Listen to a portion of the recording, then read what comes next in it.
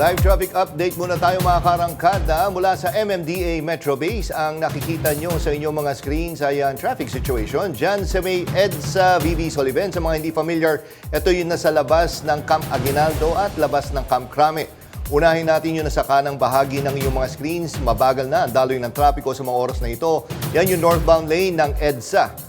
Yan yung mga galing ng Makati, galing ng Mandaluyong, galing ng Pasig, at papasok ng Quezon City. So nagkakaroon talaga ng build-up dyan habang paakyat ng Santolan Flyover. Well, of course, volume ng sasakyan ang nagiging sanhi ng traffic and at the same time, rush hour ngayon. Kaya marami na talaga ang nag-uuwian mula sa trabaho.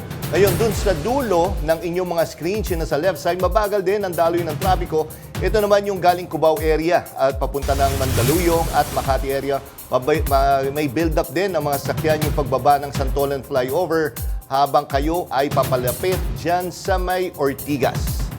Lipat naman tayo sa may Quezon Avenue, corner FPJ Avenue. Sa mga hindi pa rin alam kung anong FPJ Avenue, yan yung dating Roosevelt Avenue. So ito, unahin natin na sa kaliwang bahagi ng inyong mga screens. Yan yung Quezon Avenue at papunta yan ng Espanya, papunta ng Quiapo at papunta na rin ng Skyway on-ramp. So talagang nagkakaroon ng build-up dyan kasi medyo nagkakaroon ng bottleneck pagdating doon bago doon sa ilalim na pupunta ng Santo Domingo. Samantalang sa kanang bahagi ng inyong mga screens, yan naman yung galing ng Espanya at Welcome Rotonda. At papunta yan ng Quezon Memorial Circle at Commonwealth area. Maluwag naman ang daloy ng trapiko sa mga oras na ito. August 1, 2025, Biyernes, Friday weekend vibes na naman mga kaarangkada. Panibagong buwan at bagong simula para sa ating lahat. At dito sa Arangkada, hatid pa rin namin ang mga bagong usapin, issue at balita. Kasama niyo pa rin kami sa Kwento ng Bayan at Lakas ng Masa. Ako si Nina Corpus. Bawat komento, pulso ng bayan, importante yan sa amin. Bawat issue, dadaanan natin yan. Kagapay nyo kami sa mga usaping hindi dapat palampasin. Live tayo sa DZMM Radio Patrol sa Istrenta, 92.3 FM Radio Manila at lahat ng FMR station sa buong Pilipinas. Gayon din sa Signal TV, Channel 31. Ako, si Jack Batallones. Ito ang Arangkada Balita. Sa Pulsa Video, nakaparadang truck nahulog sa bangin kasabay ng pagguho ng lupa. Gitgitan, nauwi sa suntukan ng SUV driver at rider. Atong ang sinampahanan ng reklamong murder kaugnay sa pagkawala ng mga sabungero. Parking sa mga kalsada ng Metro Manila, planong ipagbawal para bawas problema sa traffic. At isa sa mga ride sa isang amusement park, bumigay. Dalawa ang patay nang mahulog sa bangin ang sinasakyan nilang loader sa Benguet. Habang sa Baguio, sa Pulsa Video ang pagkahulog ng trailer truck ng magka-landslide. May umaarangkadang balita si Ryan Paraboles. Masdan ang nakaparadang trailer truck. Tumagilid ito hanggang sa unti-unting bumagsak kasama ng gumuhong lupa. Nangyari yan sa Suelo Village sa Baguio sa kasagsagan ng pag-ulan nitong Martes. Wala namang nakasakay noon sa truck. May nadamay na isang bahay pero walang nasaktan. Nakalikas agad ang mga nakatira nang makita mga bitak sa bahay. Sa La Trinidad, Benguet, patay na nang makuha ang katawan ng dalawang road workers na tumutulong sa paglinis ng mga kalsadang naapektuhan ng landslide. Yan ay matapos mahulog ang sinasakyan nilang loader sa bangin na may lalim na 160 talampakan. Nakasakay daw noon sa scoop ng loader ang dalawa. Naiuwi na sa kanilang pamilya ang labi ng mga biktima. Itinuturing silang bayani sa gitna ng sakuna. Nagpapagaling naman sa ospital ang dalawang nakaligtas sa aksidente. Ryan Paraboles, sumarangkada sa pagbabalita. Nilooban ng dalawang tindahan ng mga alahas sa isang mall sa Pagadian City. Ang mga natangay aabot sa 14 na milyong piso ang halaga. Yan ang umaarangkadang balita ni FMR News Davao correspondent Hernel Tokmo. Nakabukas ang vault, binulatlat ang mga jewelry box at nagkalat ang mga gamit. Ganyan nadatna ng mga otoridad ang jewelry shop na ito sa loob ng isang mall sa Pagadian City. Pinasok ng 3 magnanakaw ang mall alas 2 ng madaling araw kahapon. Pinuntirya ang 2 jewelry shop kung saan natangay ang mga pera at nilimas ang mga nakadisplay na alahas. Aabot sa 14 million pesos ang halaga ng nakuha. Dahil binutas ang semento at may binuksang imburnal, termite gang ang hinihinalang nasa likod ng pangraransak. Yung suspectively, ginamit yung imburnal natin doon sa harap ng mall. Tapos nag-dig-in sila, papasok ng mall. Then lumabas sila doon sa bodega ng drug shop. Yun ang ginagandaan papunta doon sa target nilang jewelry shop. Na-recover sa loob mismo ng mall ang mga bakal na ginamit sa pagnanakaw. Patuloy ang backtracking ng mga CCTV sa lugar para matunton ang mga salarin. Hernel Tokmo, umaarangkada sa pagbabalita. Nasunog ang 21 bahay sa Tacloban City. Napabayaang lutuan ang tinitinang dahilan ng sunog. May umaarangkadang balita si FMR News Tacloban correspondent Sylvia Abadingo.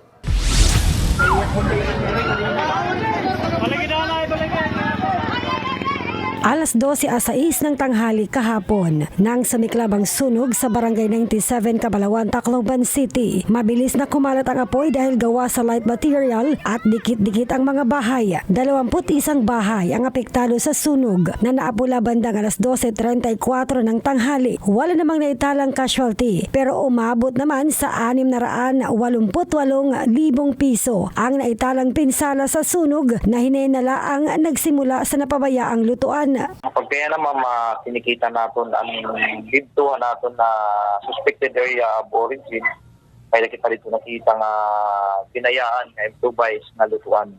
So, amin ito aton na didigiper pa para gihapon matukoy kung ano talaga ang hinungganan sunog. Agad namang nagbigay ang CSWDO ng food packs, cooking at eating utensils, hygiene kits at sleeping gear sa mga nasunugan at inirekomendang bigyan sila ng financial assistance. Nagpaabot din ng tulong si Councilor Marty Romualdez. Kamakailan lang nasunog ang masa office ng Tacloban, naabo ang opisina ng City Veterinary Office, City Treasurer's Office Extension at ang Tacloban Public Market Office. Sinundan pa ito ng sunog sa isang hardware store. Nagpaalala naman ng iba yung pag-iingat ang City Fire Station sa publiko upang makaiwas sa sunog. Sylvia Abadingo, umaarangkada sa pagbabalita.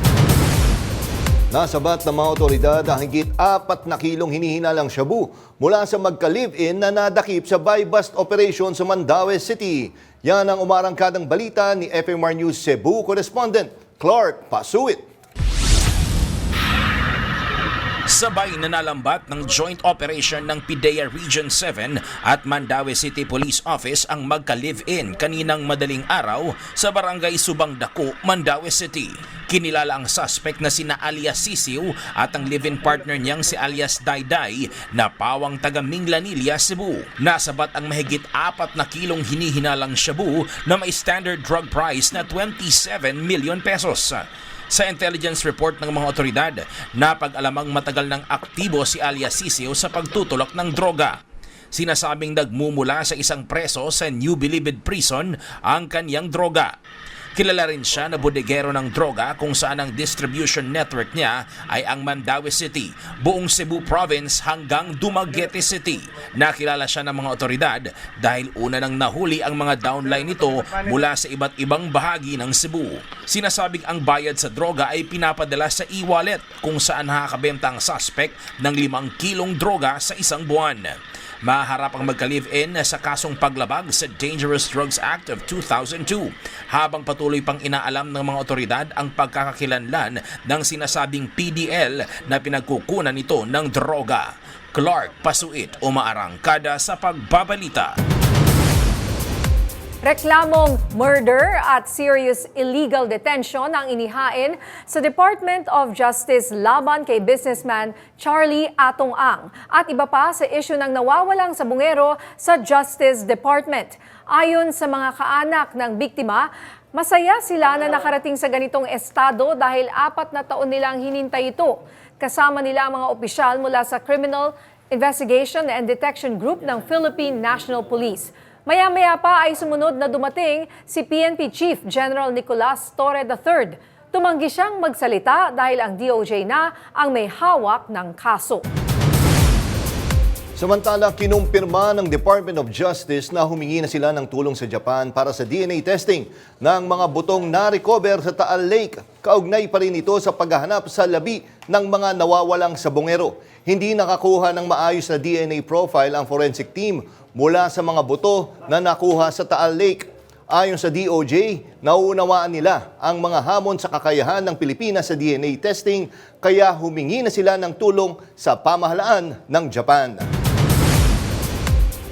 Nagpapasalamat si Deputy Majority Leader and Lanao del Sur Representative Zia Alonto kay House Speaker Martin Romualdez dahil sa walang sawa at tuloy-tuloy na suporta sa Marawi para sa patuloy na pagbangon nito. Kabilang si Ajong sa mga miyembro ng Marawi CSOS or Convergence Group na nag-courtesy call kay Speaker Romualdez para personal na magpasalamat sa pagpopondo sa Marawi Rehabilitation alinsunod sa kautusan ni Pangulong Ferdinand Bongbong Marcos Jr. Ang MCCG ay isang grupo na kinabibilangan ng civil society network sa Marawi, kasama ang mga educators, media practitioners, business owners at local professionals. Sa ilalim ng pamumuno ni Speaker Romualdez, tuloy-tuloy ang Marawi Siege Compensation Fund at paglalaan ng infrastructure funds sa ilalim ng national budget para sa rebuilding ng Marawi City. Matatandaan na naging sentro ng gyera ang Marawi nang okupahin ng Maute at Abu Sayyaf Group noong 2017.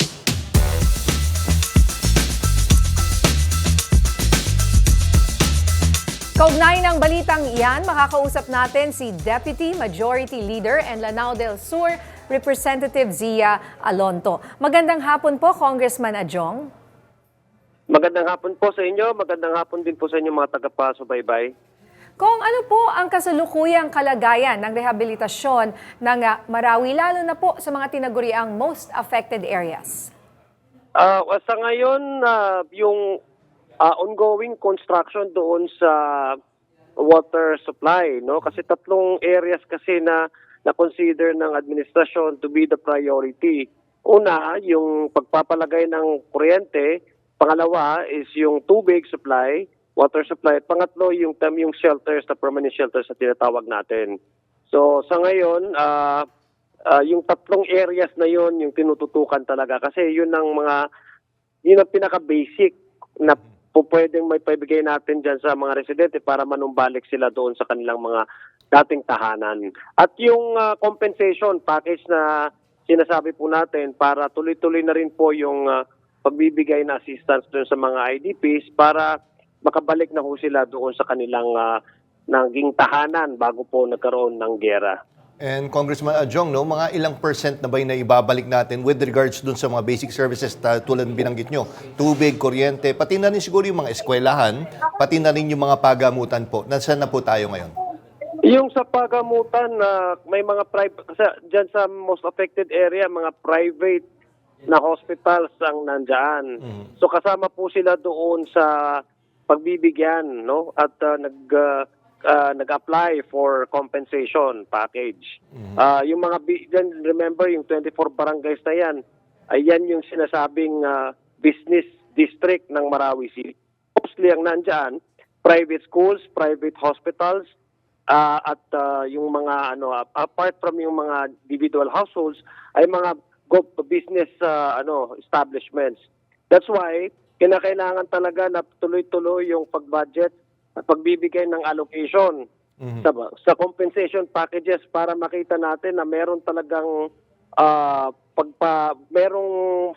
makabalik yung sigla ng mga dating nakatira dyan sa most affected areas. So sa ngayon, may mga schools na kasi ginawa kasi ngayon, yung nasira ng mga public schools, ginawang centralized. So patapos na rin po yung mga buildings dyan.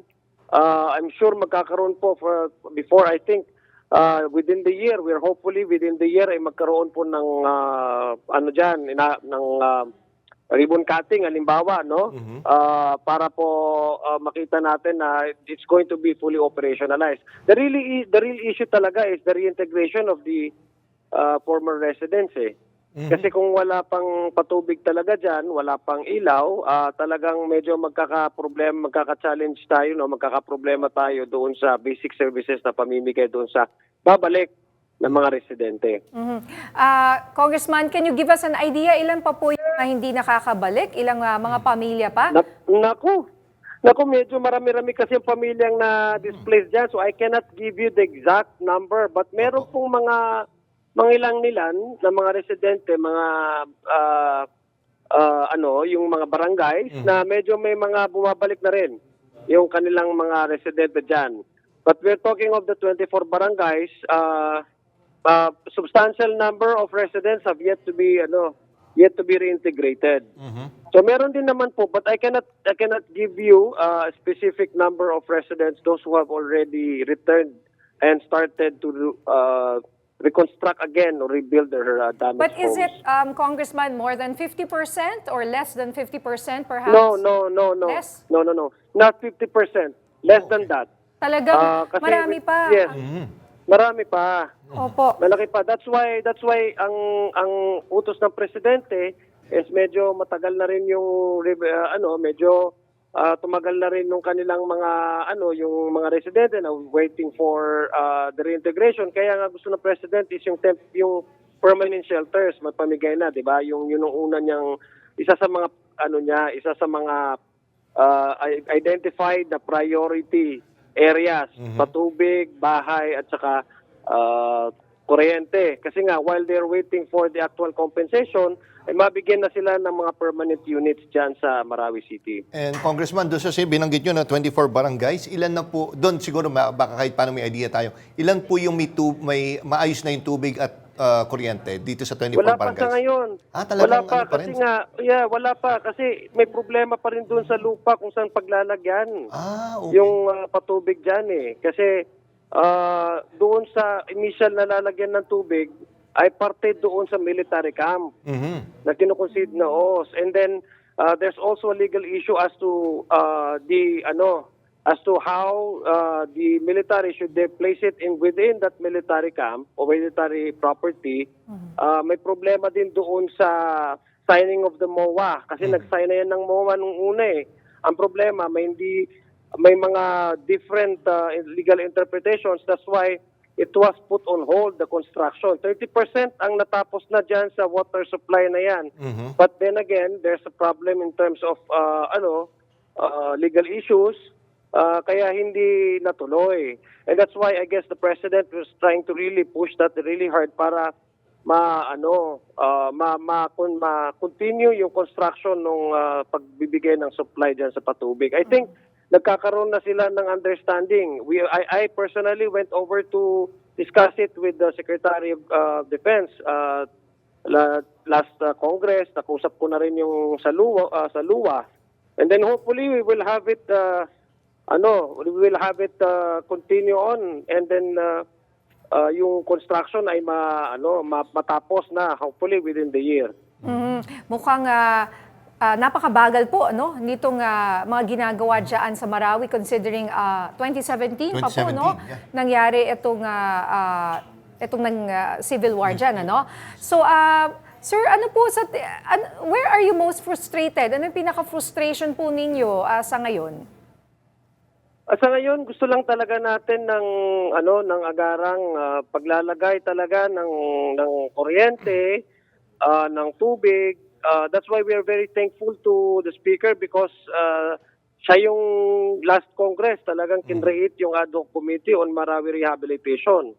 Apart from yung victims compensation na inuupuan din natin, talagang nag-create ang Speaker ng ad hoc committee para matutukan kung saan ba nagkakaroon ng delays. Kung pondo man lang ang problema sa delay ay nakatutok kami din lahat ng kailangan in terms of compensation. We even proposed for 10 billion pesos pero kailangan practical din, so we met halfway with the DBM. Pagdating naman doon sa construction ng mga public amenities, public facilities. Tapos naman dyan na meron na ngang stadium, meron na ngang mga barangay halls dyan. So just to be fair about it, in terms of infrastructure, okay naman yung paglalagay ng infrastructure, facilities dyan, ng mga public facilities. It's just really about the compensation kasi we're talking of the damaged properties, business properties, business establishments, schools, hospitals dyan. So yun talaga yung number one na apart from yung kuryente at saka yung ilaw ay yung tubig, yun talaga yung pinakaisa sa challenges natin, yung compensation. You're talking about how many billions of pesos that you need to provide in order that you can pay the eligible Yes. recipients or claimants. Opo. So sa pagdating naman sa pondo, wala problema. We just need more data and we're working together with the MCB and working closely with the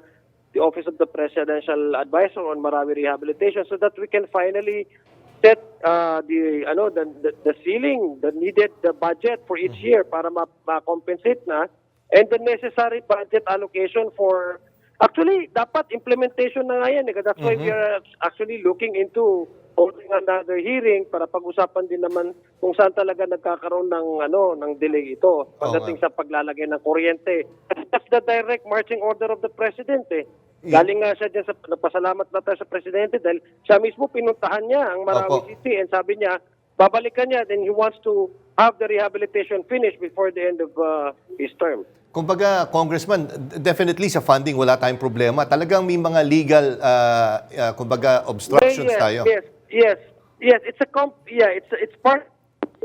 Naku, pero yun naputol. nga, hopefully makukuha pa naman natin. Pero yun nga, nandun may pondo na Pero, billions. di ba? Kasi kailangan mabigyan ng compensation yung mga may namatayan, nawala ng bahay, nawala ng business establishment. Meron silang binibigay na pera. Yes. You have to claim that. So, ang dami pang hindi nakapag-claim. Libo-libo pa po. Pero So, yun ang nga pahirapan yung Isipin mo, pag-claim. 2017, hindi pala siya ganun basta na Diba? lang. Yes, Ang of course, ganda kung nung ikaw, nakita natin mga kung ikaw yung stadium. nanonood ng, Tas wala pala. ngayon, tapos sabi mo, pati hindi ma-rebuild. Ayun pala, may mga legal aspects pa na kailangan pag-usapan tungkol dyan. Tsaka yung claims kasi yun Oo. talagang nahihirapan sila. Yet they have to prove talaga kasi. Yun nga, Congressman, nandyan na po ulit kayo. Sorry, naputol po. Yes, pasensya, naputol. Okay lang po. Opo, so siguro po let's talk about siguro panghuli na lang yung claims. Pahirapan daw po yung paghingi nila ng claim. Magkano po ba yung binibigay natin sa kanila? Ano po yun? Ano po? Yung sa claims po nung mga may namatayan, nasiraan ng bahay, nawala ng bahay, etc. May different categories kasi po yan Merong yung mga private owners or individual households. Iba naman po yung kanilang matatanggap. May valuation mode po nga yan na ginamit under the MCB law. Hindi yung inatap po ng board. Yung gagamitin ng for valuation purposes to determine the amount that is due for each claimant. Medyo nagkaroon din nga po ng nagkaroon po ng issue yan because I guess the valuation mode that was used initially was way below than the expected claims that they will receive. So we are also looking at, okay naman ang DBM sa atin dito kasi ang sinamention mo kanina na pumunta kay speaker ng mga grupo nung convergence ng lahat ng CSOs, nag-usap din sila with the Secretary Amina and I think the Secretary also is also willing to have the law amended so that we can finally meet halfway and then yung justifiable talaga din na fair na ibibigay sa kanila ng mga claims matanggap nila ay mabigay na sa kanila. So ito pinag-usapan kasi natin sa compensation it's not only about paying the people kasi we're not entering into a selling and buying arrangement This is about compensating this is about justice, social justice. This is about compensating those whose properties have been damaged, whose homes have been destroyed, memories lost. So, kailangan makita din natin yung ganong klaseng angulo. Hindi lang ito pagbibigay o pagbabayad doon sa mga nasiraan or na-display sa mga tao. This is also a sense of social justice. Kaya nga we are also pushing for the allotment of a necessary funding continually each year para matapos na ho itong problema at magkabayaran na po at yun naman din ho ang marching order ng ating presidente. Kaya kumbaga, Congressman, hindi lang naman yung partner din, hindi lang naman infrastructure ang kailangan mo i-rebuild, pati na rin yung dignidad ng mga taga-Marawi. Tama po, sir. Kaya yung social justice part. Tama po. Tama po yun. That's correct. Kasi yung ginamit po na valuation mode, I think that time was the fair market value, no, yung valuation mode. So I guess ang fair market value is just it's a tool that you use in order to pay for something that is being bought, no, from a private seller. So selling and buying po yung scheme nung nagamit na po yun. So we are also looking at other possible ways in order that we can fully embrace the essence of compensation law, which is actually social justice. Okay, again, maraming salamat again, Congressman Adjong, sa oras mo na binigay dito sa Arangkada Balita. Mabuhay po kayo, sir, and happy weekend po. Maraming salamat din po sa inyo. Matapos patunayang maibibenta ang murang bigas sa merkado nang hindi nadedehado ang mga magsasaka, plano ng Department of Agriculture na palawakin ang programa para sa lower middle income class. Yan ang umaarangkadang balita ni PRTV News correspondent Mari Ocampo.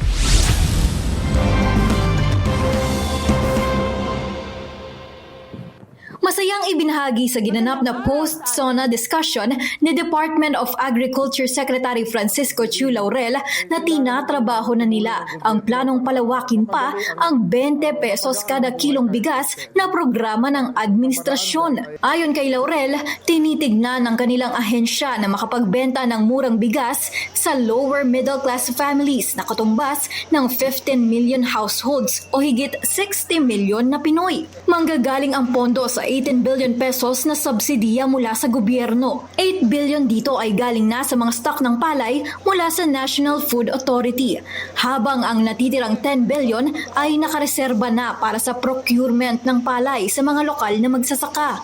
Dahil mataas ng standard of living ngayon at mataas ang bilihin, ay kailangan naman na tumulong ang gobyerno para mapadali ang mapagaang ang buhay kahit konti, no? Ngunit idiniin ni Laurel na kailangang maamyendahan ang rice tarification law para ma-subsidize ng ahensya ang 20 pesos per kilo na bigas. Kung may malulugi man dito sa ating programa na ito, sa pangako na natutupad na 20 pesong bigas, ang dapat malugi dito ay ang gobyerno lang.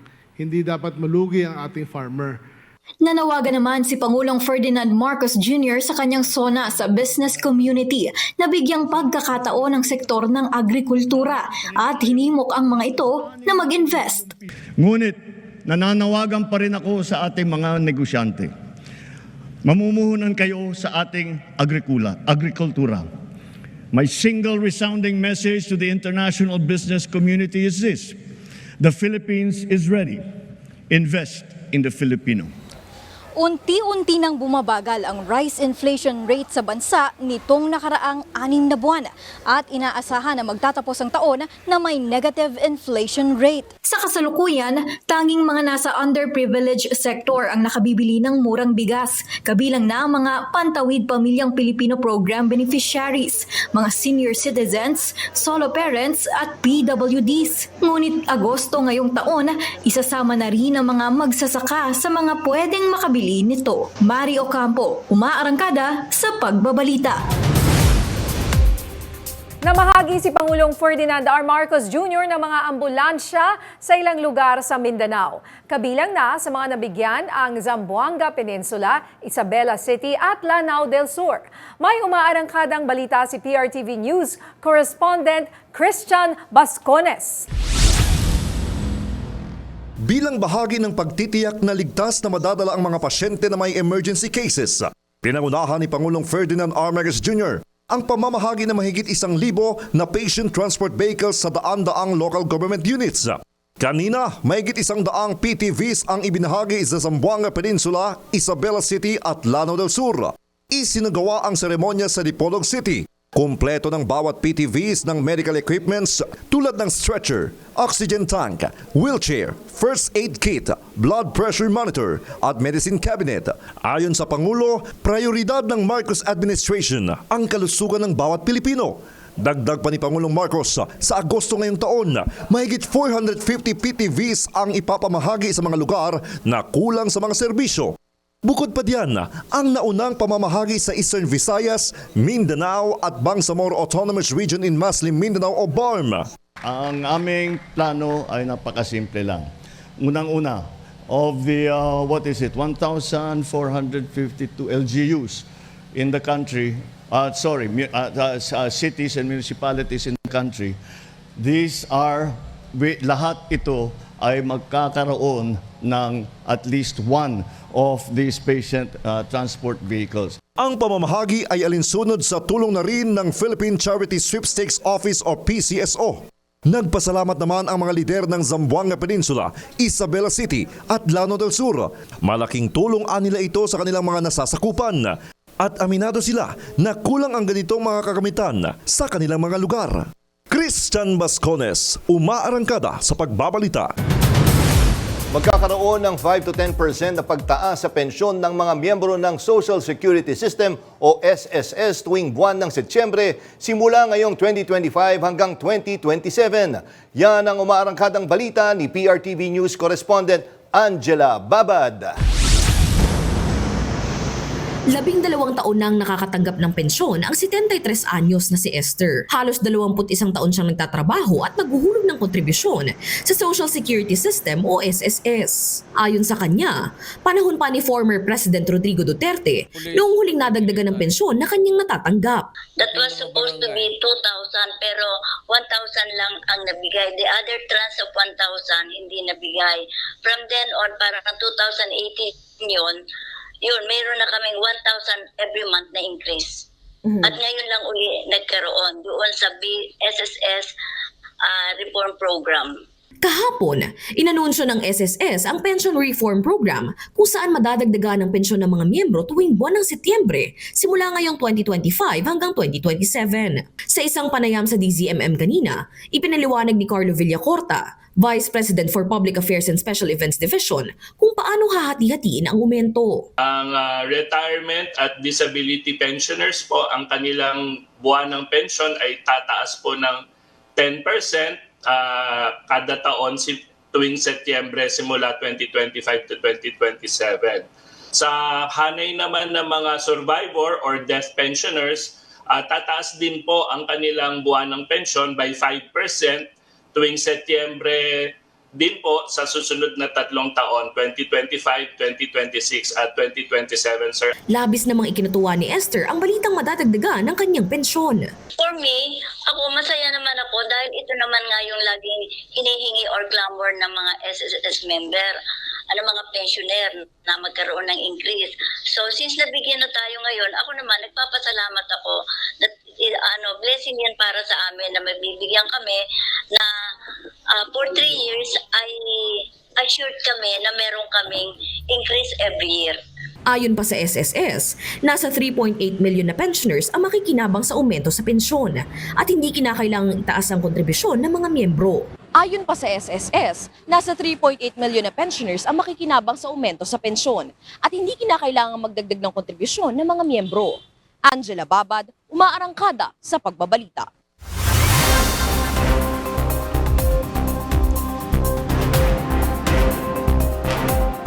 Sugatan ang hindi bababa sa 23 tao matapos bumigay ang isang carnival ride sa Saudi Arabia. Makikita sa video ang pagbagsak ng 360 degrees big pendulum habang sakay ang mga pasahero sa Al-Hada area ng Taif malapit sa lungsod ng Jeddah. 3 sa mga sugatan ang nasa kritikal na kondisyon. Ipinasara na muna ang amusement park habang iniimbestigahan ang pangyayari. Partner, mahilig ba kayo ng kids mo dyan sa ganyan? Natakot ako doon Oo mahilig kami sa ganyan okay. Kami yung tipong sasakyan namin kahit Yun yung, hindi kami natatakot, pero pagkatapos kong mapanood to, parang magdadalawang isip na. Well, ako naman, takot ako sa heights kasi. Maliban na lang kung pipilitin ako, sasakay ako. Pero yun talagang lalo na makita ko pa yung nangyari na yan. Nakakatakot talaga. Isipin mo, punta ka doon para, di ba, maging masaya, di ba? Naging horror yung ending. Nag-split siya into half. Oh, at Yang saka ang ano na taas. Oo, ayun, nakita mo. Nag-ano siya, di ba? Nag-ano Yung siya, full video, nahati di ba? sa Nakita mo? dalawa. Oo. At bumagsak.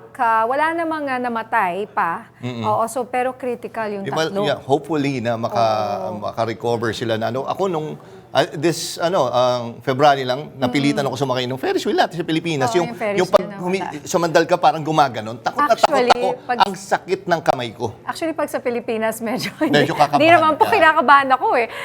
Feeling mo parang konting, kahit Ferris wheel, parang pwedeng mahulog, ano?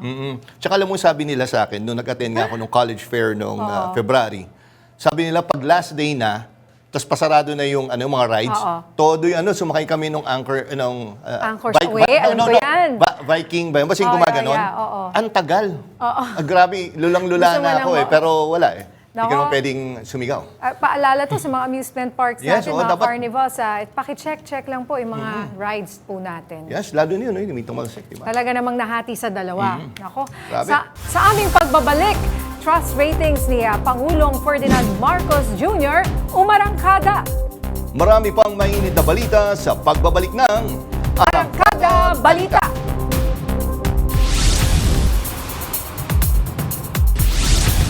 Malinaw na ramdam ng sambayanan ang ginagawa ni Pangulong Ferdinand Marcos Jr. para sa bansa.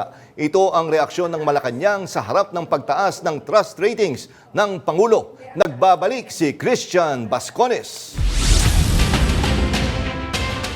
Isang patunay raw na nakikita at nararamdaman na ng mga Pilipino ang mga ginagawa ni Pangulong Ferdinand R. Marcos Jr. kaya tumaas ang trust ratings o ang tiwala ng taong bayan sa pinakamataas na leader ng bansa. Ang Pangulo po ay hindi maapektuhan ng anumang numero pero siyempre po ito ikinagagalak at kung tumataas man po ang approval at trust rating ng Pangulo ay nakakatuwa po ito dahil nakikita na lang tatrabaho. Mas mahirap po kasi na bumababa ang rating pero nagtatrabaho. Pero mas mabigat yung hindi nagtatrabaho pero tumataas ang rating. Sa kanilang tugon ng masa survey na isinagawa mula July 12 hanggang July 17, sinabi ng Okta Research na umabot sa 64% ang trust ratings ni Marcos. Tumaas ng 4 na puntos mula sa 60%. Ang kaniyang performance ratings naman ay tumaas ng 3 puntos at nakapagtala ng 62%. Napasok pa rin sa margin of error ng survey. Ayon sa Okta Research, si Marcos ang may pinakamataas na trust at performance rating sa ikalawang kwarter ng 2025 kumpara sa iba pang mga mataas na opisyal ng gobyerno. Ito'y patunay umano ng muling pagtibay ng tiwala ng publiko sa pamumuno ng Pangulo. Samantala, bumaba naman ang trust ratings ni VP Sara Duterte mula sa 58%, ngayon nasa 54% na lang at ang kanyang performance rating ay bumaba ng 6 na puntos mula sa 56%, ngayon nasa 50% na lang. Dagdag pa ng Okta Research, ang pagbagsak ng mga numerong ito ay broad-based o malawak ang naapektuhan na lumalaman sa halos lahat ng major regions at mga socio-economic classifications na may matinding pagbaba sa National Capital Region at Balance Luzon. Dagdag naman ni Yusek Castro na dito makikita ang pagkakaiba ng mga tiwalang nakukuha ng mga lider ng bansa. But with this, kailangan po talaga makita ng taong bayan para malaman nila at ma-differentiate nila yung taong nagtatrabaho at yung nagbabakasyon lang. Christian Bascones, umaarangkada sa pagbabalita. Naghayag na rin ng pagkabahala ang University of the Philippines College of Law faculty members o ilang mga nagtuturo ng abogasya sa universidad kaugnay sa desisyon ng Korte Suprema sa impeachment laban kay VP Sara Duterte. Yan ang umaarangkadang balita ni PRTV News correspondent Zandro Ochona. Bukod sa mga dating Supreme Court Chief Justice at Associate Justices, legal luminaries at iba pa, naghayag na rin ng pagkabahala ang ilang faculty members ng UP College of Law kaugnay sa naging pasya ng Korte Suprema sa impeachment ng pangalawang Pangulo. Sa kanilang pahayag, sinabing batid nila ang kabalintunaan, kalituhan at pangambang constitutional crisis ng taong bayan dahil sa naturang desisyon. Nanindigan sila sa mga nakasaad sa mismong konstitusyon na kanilang itinuturo at pinag-aaralan kasabay ng paalala na ang impeachment ay paraan upang mapanagot ang matataas na opisyal ng ating bansa. Malinaw nila ang nakasaad sa konstitusyon na nasa Kamara ang kapangyarihang simula ng impeachment process habang nasa Senado ang paghukom sa lahat ng impeachment cases. Sinang-ayunan din nila ang pananaw ng Free Legal Assistance Group na ang masyadong pagsunod sa mga proseso na panghudikatura ay magpapabago sa proseso ng impeachment. Hindi rin maikukumpara sa civil, criminal o administrative na kaso ang impeachment dahil di tulad sa ibang paglilitis, ang impeachment ay isinasagawa hindi para usigin ang karapatan ng impeachable officer kundi pinoprotektahan nito ang taong bayan laban sa naturang opisyal at ang pagpapanagot sa kanya. Sa ngayon, 86 na mga miyembro ng faculty ang pumipirma sa statement.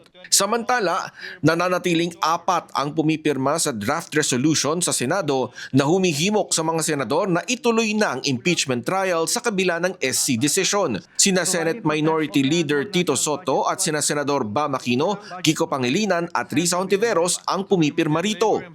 Balak kasing magpapirma sa pinakamaraming kayang papirmahin, hopefully going for a majority number ng mga senador.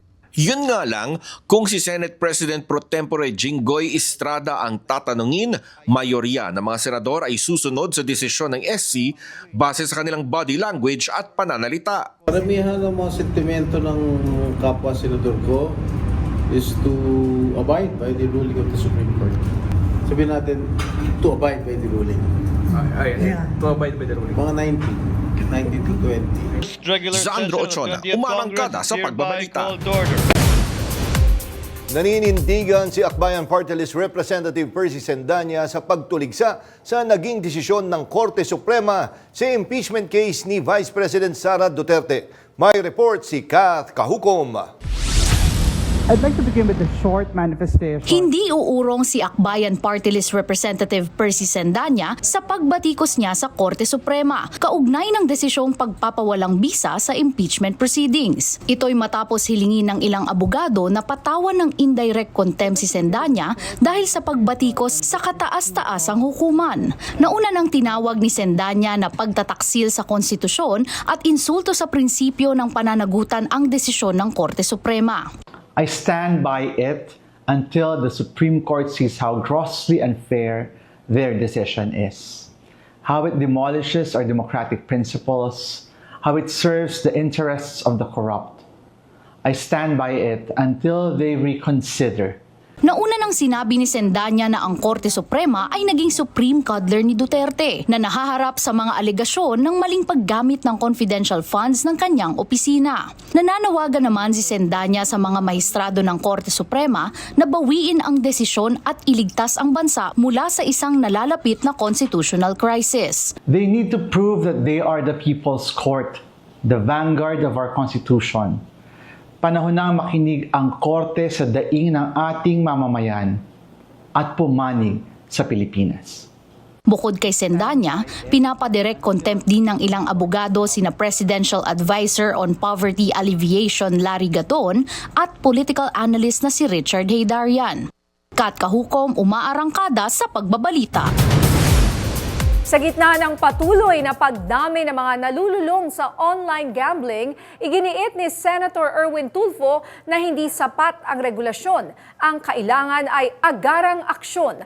May umaarangkadang balita si PRTV News correspondent Mari Ocampo. Sa kabila ng agarang pagtutol ni Pangulong Ferdinand Marcos Jr. sa Philippine offshore gaming operator sa bansa, pinoproblema naman ngayon ng mga opisyal ang tumataas na bilang ng mga Pinoy na nalululong sa mga local online gambling sites. Hindi tuloy maiwasan ni Senator at newly elected Chair ng Senate Committee on Games and Amusement Erwin Tulfo na mabahala sa patuloy na pagkalulong ng mga Pilipino. Karamihan ng senador, majority the members of the Senate ay kontra na dito sa online gambling kasi maging sila nakikita nila sa kanilang community, neighborhood, yung iba nga mismo sa household daw nila, yung yaya, kusinera, nag-i-scatter habang nagluluto, habang naglilinis. Ayon sa datos ng Capstone Intel, 64% ng mga respondents nito ang aminadong naglalaro ng online sugal. 30% dito ang naglalaro ng 2 hanggang 3 beses sa isang linggo. Giit tuloy ng senador, hindi dapat palampasin ang papel ng mga e-wallet apps pagdating sa pagpapadali ng sugal online. Siguro para kahit paano makontrol yan is alisin sa mga e-wallet kasi madaling mag-betting pag naka-e-wallet. Nakakalimutan nila na every corporation or company dapat sa ating bansa may mga social responsibilities, di ba? Kaya naman nanawagan si Tulfo sa mga kumpanyang ito na kumilos agad kahit wala pang batas. Dagdag pa niya, hindi lang pera ang nalalagas sa pagsusugal, kundi pati na rin ang kalusugan ng isipan. It's everybody's problem kasi pati mga kababayan kasi addictive siya eh. Pati mga anak mo apektado dahil sa pag nalulung na yung magulang sa sugal o mismong yung bata. Inaasahan na magbubunga ng mga bagong regulasyon kaugnay sa online gambling ang isasagawang Senate probe ni Tulfo. Para sa senador, hindi dapat manahimik ang gobyerno habang unti-unting nasisira ang kabataan, pamilya at kinabukasan ng sambayanang Pilipino. Mari Ocampo, umaarangkada sa pagbabalita. Inanunsyo ng Department of Migrant Workers ang mga bagong serbisyong pangkalusugan ng kauna-unahang OFW hospital sa bansa na matatagpuan sa Pampanga. Yan ang umarangkadang balita ni FMR News Central Luzon correspondent Gracie Rutao. Inaasahang makakatanggap ang mga overseas Filipino workers at kanilang pamilya ng mas pinabuting serbisyong pangkalusugan sa patuloy na pag-upgrade ng OFW Hospital. Buong pagmamalaking inanunsyo ni Migrant Workers Secretary Hans Leo Hakdak ang mga bagong kagamitan at pasilidad ng ospital na tutugon sa natatanging pangangailangan ng mga OFW at kanilang mga dependent. It's DMW run, but there is an interagency committee to which DOH, SecTed and I also coordinate about DOH cooperation and assistance. So for instance, may close relationship tayo with JB Lingan, the nearby government hospital. So may referral system back and forth. SEC mentioned the ICO.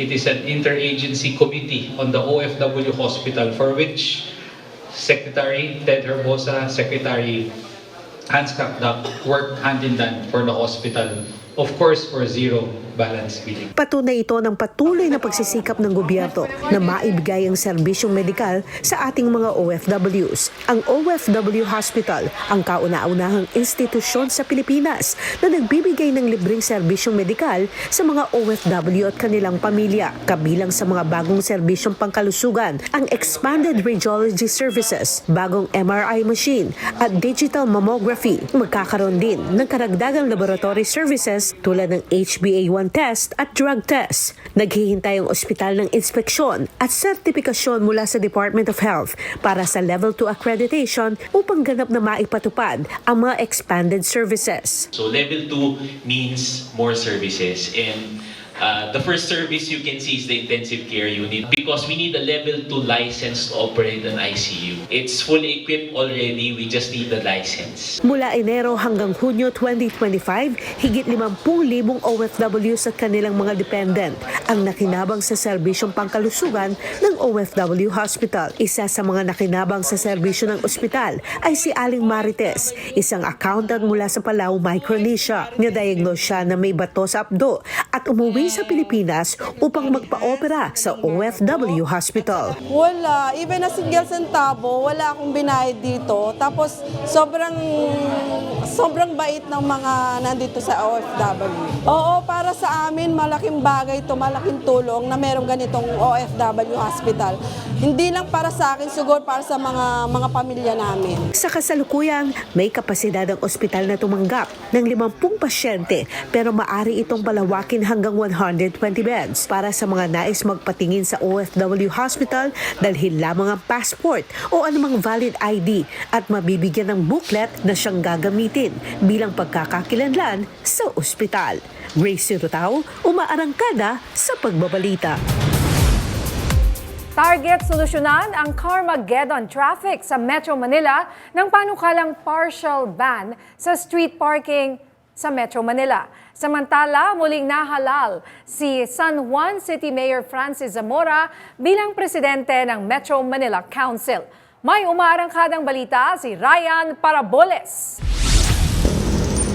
Kinukonsidera ng Department of the Interior and Local Government o DILG na ipagbawal ang street parking sa buong Metro Manila sa piling oras. Suhestyon ni DILG Secretary John Vic Remulla sa Metro Manila Council, magmula 5 a.m. hanggang 10 p.m. ipagbawal ang street parking. Sa bahagi ng MMDA, sinusulong naman ni Chairperson Romando Artes ang no-side street parking tuwing rush hour mula 7 a.m. hanggang 10 a.m. at 5 p.m. hanggang 8 p.m. Iiral ito sa mga secondary at tertiary road. Sa mga major thoroughfare gaya ng EDSA, mahigpit pa rin pinapatupad ang no parking policy sa lahat ng oras. Iyaakma ang panukala depende sa LGU, gaya sa Pateros na mayroon ng mahigpit na no parking policy. Inaasahang maglalabas ng resolusyon ng MMC hinggil rito sa Setyembre 1. Samantala, muling nahalal nilang presidente ng Metro Manila Council o MMC si San Juan City Mayor Francis Zamora. Ito'y matapos maging sole nominee sa nagdaang joint meeting ng MMC kasama ang Department of the Interior and Local Government at Metro Manila Development Authorities sa Campo Crame kanina. Ang MMC ay gumagawa ng polisiya at plano para sa regional development sa Metro Manila. Ryan Paraboles, umaarangkada sa pagbabalita. Sa pool sa dashcam video ang pagsalpok ng SUV sa kasalubong na van. Parehong sugatan ang dalawang driver. Yan ang umaarangkadang balita ni FMR News Davao City Correspondent Noreen Igonia. Sa dashcam video na ito, makikita ang pagharurot ng pulang SUV sa kahabaan ng Davao Coastal Road Martes ng hapon. Ilang sandali pa, sumadsa dito sa bangketa at tumawid sa kabilang linya at sumalpok sa isang delivery van.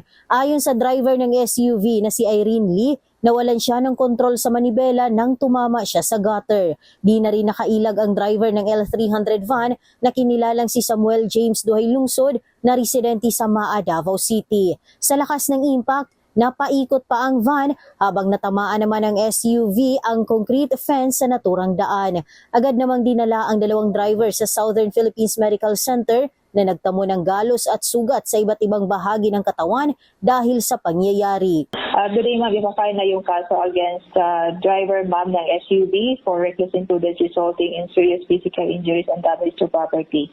And for operation po yung driver ng ma'am, yung van, kasi may sa right leg niya, ma'am. Nakatakdang bayaran din ng driver ng SUV ang nasirang concrete barrier at concrete fence sa Coastal Road. Noreen Igonia, umaarangkada sa pagbabalita.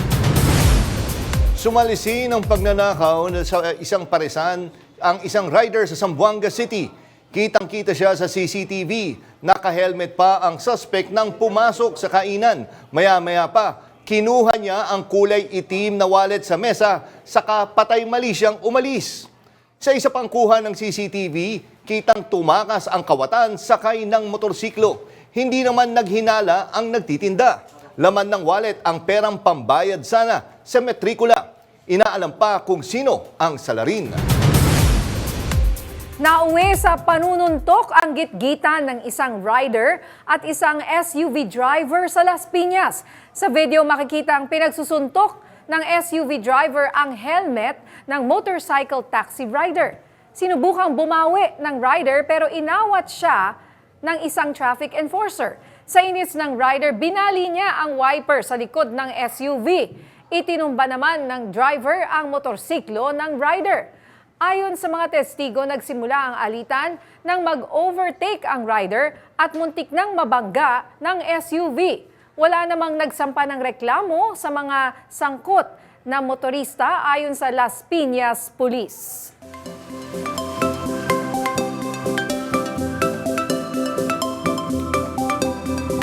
Nakalabas na sa Philippine Area of Responsibility ang binabantayang LPA na lumakas bilang tropical depression ayon sa Pag-asa. Huli itong namataan 1,350 kilometers east-northeast ng extreme northern Luzon. Wala itong nakikitang direktang epekto sa bansa. Sa pagtataya ng Pag-asa, 2 hanggang 3 bagyo ang posibleng pumasok sa PAR ngayong Agosto. Sa threat potential forecast ng Pag-asa, isang cloud cluster ang na-monitor sa silangang bahagi ng bansa. Maaari itong pumasok sa PAR sa ikalawang linggo ng Agosto pero mababa ang tsansa na maging isang bagyo. Nakatakdang lagdaan ni Pangulong Ferdinand R. Marcos Jr. ang panukalang batas na mag-uurong ng barangay at sangguniang kabataan elections sa November 2026. Ayon kay Chairperson George Erwin Garcia, maaari itong aprubahan ng Pangulo sa August 12. Oras na maaprubahan, gaganapin na ang BSKE sa unang Lunes ng November 2026, imbis na sa unang araw ng December 2025. Nangangahulugan rin ito ng pagpapalawig ng termino ng mga opisyal ng barangay at SK sa 4 na taon mula sa 3 taon.